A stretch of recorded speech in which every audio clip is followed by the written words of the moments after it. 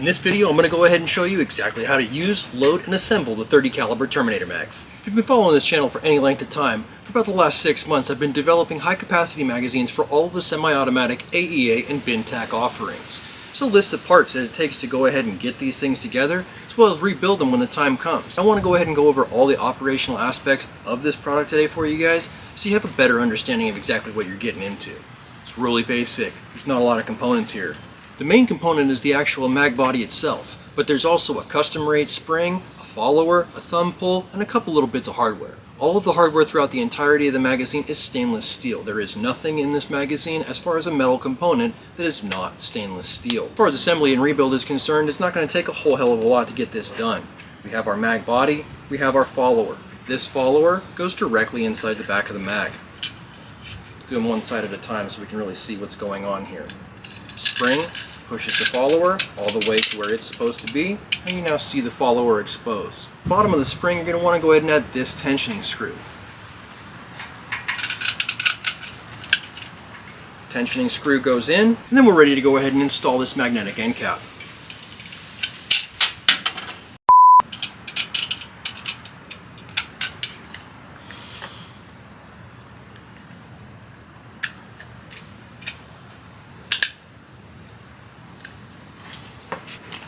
Now this big hole here is where you'll go ahead and put the 4mm hex key that you're going to need to adjust this in and grab that hex screw inside of there.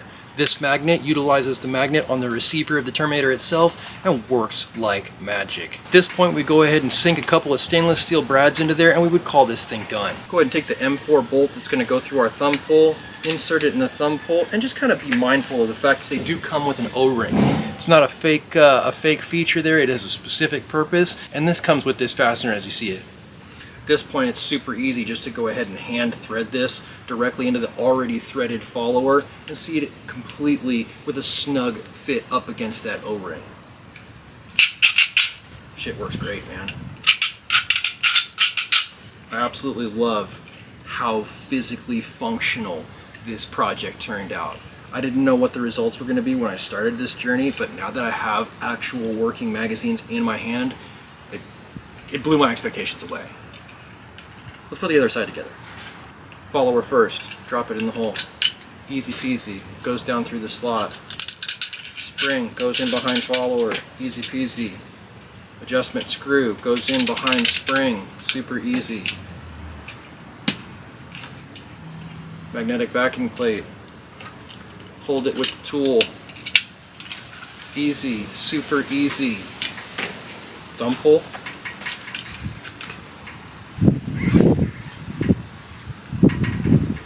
This is good, dude.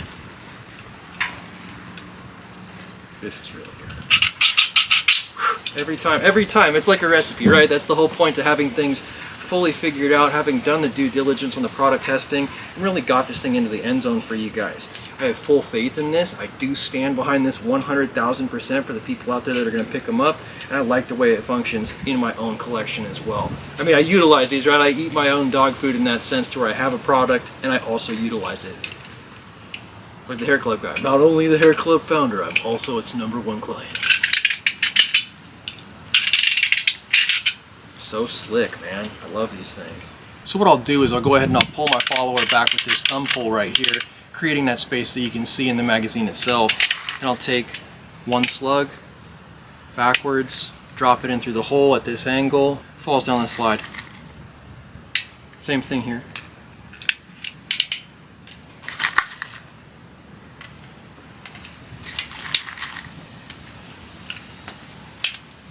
I'm holding this magazine at about a 40 or a 45 degree angle, and you'll find the right angle for what works for you, but I've found it to be right about here at that 45 degrees.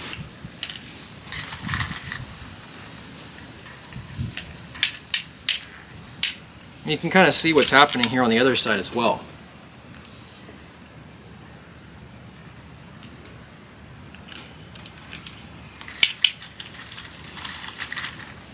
Don't rush this, do pull it down incrementally. I think you guys can probably see why using the correct ammunition is going to be so critical for you. The 49.5 grain NSA, oh, vertical slug, that'll fail. 49.5 grain NSA slug is perfectly sized for this specific application, and I worked with Nick to find something that was going to work well from the NSA arsenal when we started this process. He's really come through and gotten this thing in the end zone, and I only go to his ammunition. Now when everything's all said and done, you're going to get about 12 to 14 rounds to fit in that channel, depending on what base tension your specific rifle is going to want to cycle. You've got to adjust it to where it's going to actually function and see exactly how many you're going to get out of it, but it's going to be no less than 10, which is what this magazine is rated for at this point. If for any reason you need to go ahead and unload this magazine, you just pull the tension off this thumb pull right here, hold the magazine at the opposite angle you loaded it as, and they should all start to fall out. There you go.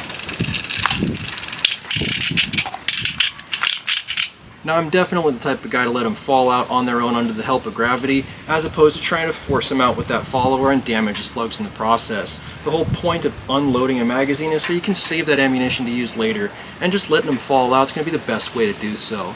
I think it's going to be a great place to go ahead and end today's episode. If you like today's episode, give it a thumbs up. If you want to see more content like this, make sure you subscribe for more with that notifications button so you can stay current on the channel as well as when these videos come out.